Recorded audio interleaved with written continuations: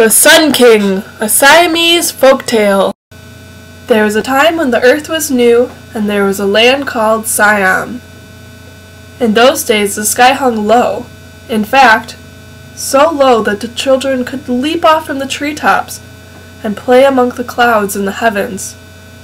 It was much later that the trees and the mountains grew taller and pushed the sky upwards, lifting it quite beyond anyone's reach. There was day then, and there was night too. Once a day the ruler of the sky, the Sun King, rode across the heavens in his shining golden chariot drawn by 6 splendid white horses. Everyone worshipped the Sun King, for he gave light and warmth, which the people and the plants needed. When it was time for him to rest, he would bring his chariot back to his palace hidden in the clouds. Then it was night, and the stars appeared and twinkled like diamonds in the sky. The stars were gentle little people, happiest when playing amongst themselves, turning and tumbling in the softness of the night. There was no moon then, of course, for she was not yet born. Indeed, it was a time of peace and plenty, and there was friendship amongst all the people. The Sun King and the King of Siam were like brothers, each respecting the other. One became the ruler of the sky, and the other became the ruler of the earth. Flowers blossomed, fruits were in abundance, and rice grew everywhere. No one was ever sick, and the people were happy and contented. It was truly a time of peace. But there came a time when there was only day and no night. It happened like this. The queen gave birth to a dear little daughter. The wise men at the royal court were very excited over the newborn baby and foretold that she would grow up to be as beautiful as the dawn, and no one else would ever have such beauty. So the name was chosen for her, Tatsani, daughter of the dawn. And just as the wise men had said, the daughter of the dawn grew up to be the most beautiful young woman. She had big bright eyes which charmed everyone who saw her.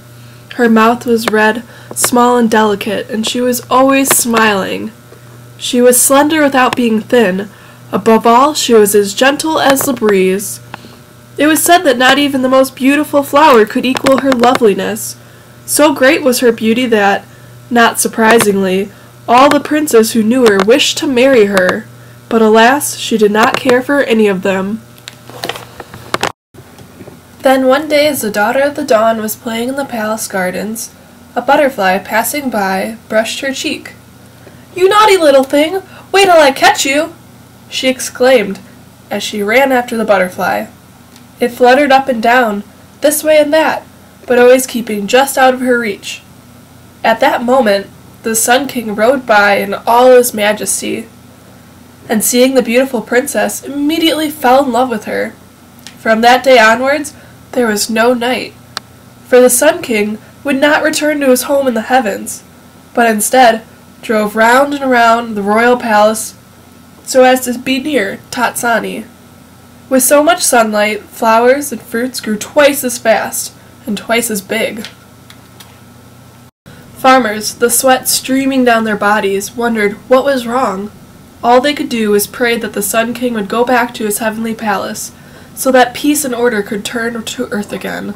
Worse still, everyone needed a good sleep very badly, for without darkness, they found it hard to go to bed. Even the stars could not twinkle in the sky anymore, for the sun's rays were too bright for them. "Why doesn't the sun take his evening rest as usual?" the stars asked each other.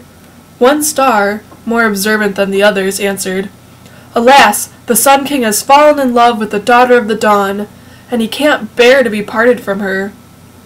"Then we must do something about it, for we cannot continue to live like this," the others said. The stars did not have to wait long for their opportunity. One day Tatsani went for a stroll outside the palace grounds. She found a cave nearby and was wondering what was inside. She went in. Meanwhile, the Sun King, seeing this, followed her in his chariot. Leaving it outside the cave, he also went in.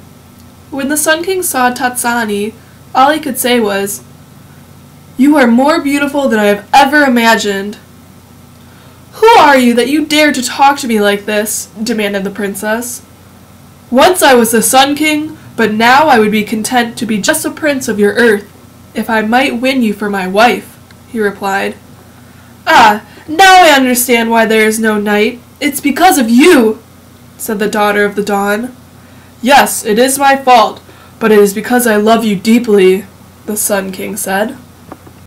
While the Sun King and the daughter of the dawn were talking fondly to each other, as only people in love can, the stars stole the golden chariot and hid it well amongst thick bushes. At that very moment, darkness returned to earth, and the stars were able to shine again. Feeling that something had gone wrong, the Sun King rushed out of the cave and found his chariot gone. So dark was it that he could not find his way around. It was as if he had suddenly gone blind. Without his golden chariot, the Sun King was helpless. He could not return to the heavens, which were his home. Neither could he live on earth, for he did not belong here. His happiness turned to sorrow.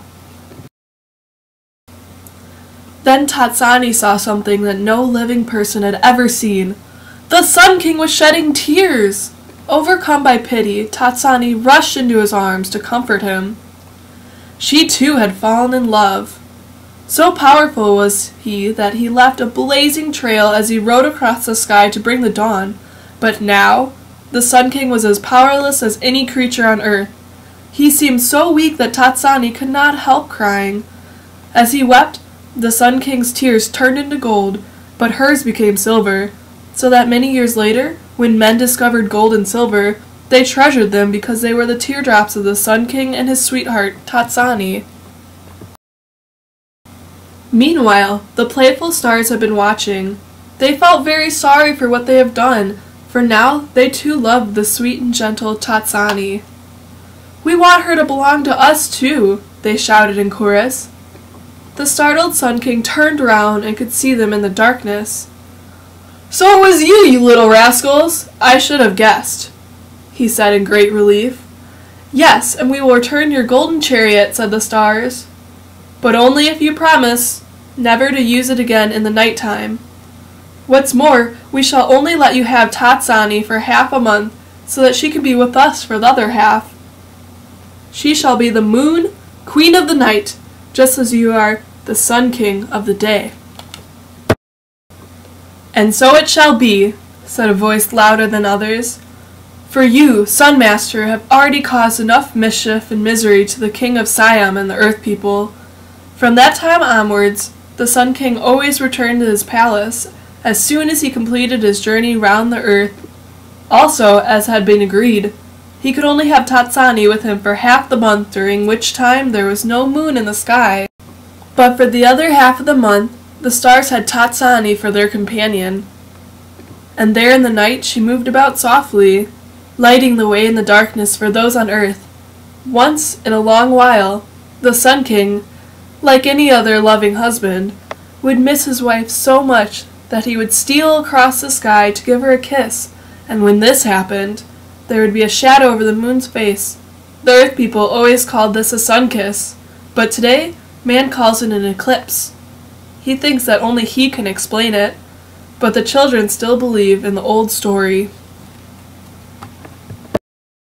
The King and Queen of Siam were pleased too at this plan, for they knew that their daughter Tatsani would be happy both with the Sun King and with the stars.